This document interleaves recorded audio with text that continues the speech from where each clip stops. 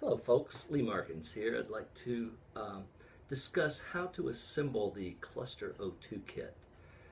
When you order the kit from clusterheadaches.com, it comes in a white package like this. You can tear the package open. You can discard it, you're not going to need it. And inside is a 1-gallon bag that holds all the components necessary for the kit. Also inside the bag are the assembly instructions. If you follow these instructions carefully, the kit will work properly. If you don't assemble it properly, then the kit will not work. So we're going to go over how to assemble this kit. This first component is made up of either one or two pieces. The face mask, which you would put up against your face like so, or the mouthpiece, which you breathe through your mouth. I don't like using the face mask because it pushes against my face, and I don't like that when I'm experiencing a cluster headache. So we're going to use the mouthpiece instead of the mask. But just know you can use one or the other. So what you do is you take the mouthpiece, and then the second piece that you have is called an adapter. It's a little cylinder that's symmetrical. Both sides are the same size. And you just plug your mouthpiece into either side. The next piece is called a T-manifold. The T-manifold contains two check valves. A check valve allows air to flow only in one direction, or in this case, oxygen. If you look closely at the manifold, you'll see some arrows on these little white pieces of tape. That describes which way the air flows. In other words, oxygen is going to flow up this way, and your exhaled breath is going to flow out that way. So you take your mouthpiece and your adapter and you plug it into the manifold opposite this check valve. You have to make sure it goes that way. If you use the pieces properly, it will only go that way. It cannot go together this way. The next piece is called the oxygen inlet.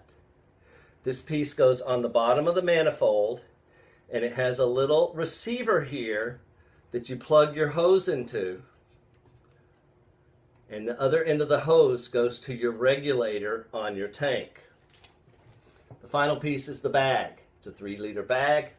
Plug it into the bottom of the oxygen inlet, and your kit is assembled. That's how easy it is. Here in the United States, we use two different types of connectors on our tanks. The first is called a CGA 580. It's one of these spin-type connectors. This goes on the larger tanks, the H tanks and the M tanks. Put it in, screw it in,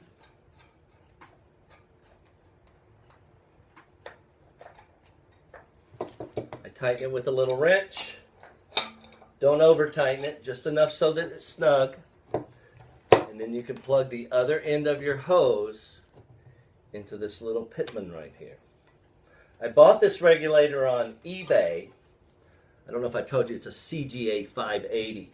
The reason I bought this is because it has an adjustment up for 25 liters per minute instead of 15 liters per minute of oxygen flow. It also has these two DIN connectors right here. Those are used so you can connect a demand valve.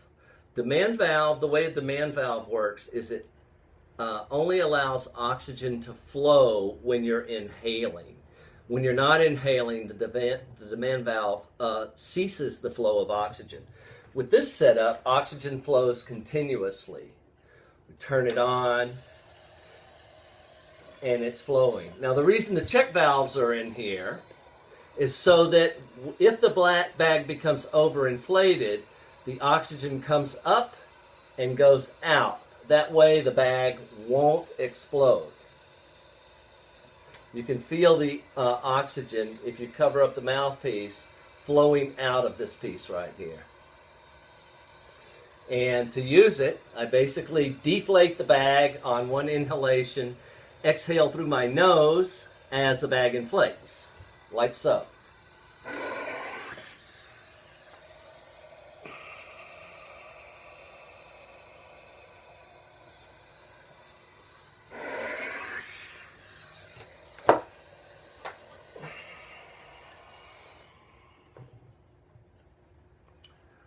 I like using that method. When my headache goes away, I turn the airflow or the oxygen flow down to 8 liters per minute, and then I use the same technique of breathing until 5 to 10 minutes after the headache has disappeared. The last piece I'd like to talk to you about is called the CGA 870. It goes on the smaller E-tanks. If you look closely, you'll see 2 little tabs here. See those tabs? Those coincide with these 2 holes on the E-cylinder. So let me move this out of the way.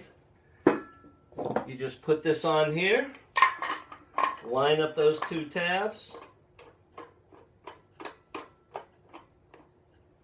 screw it in, turn on the airflow, and adjust it.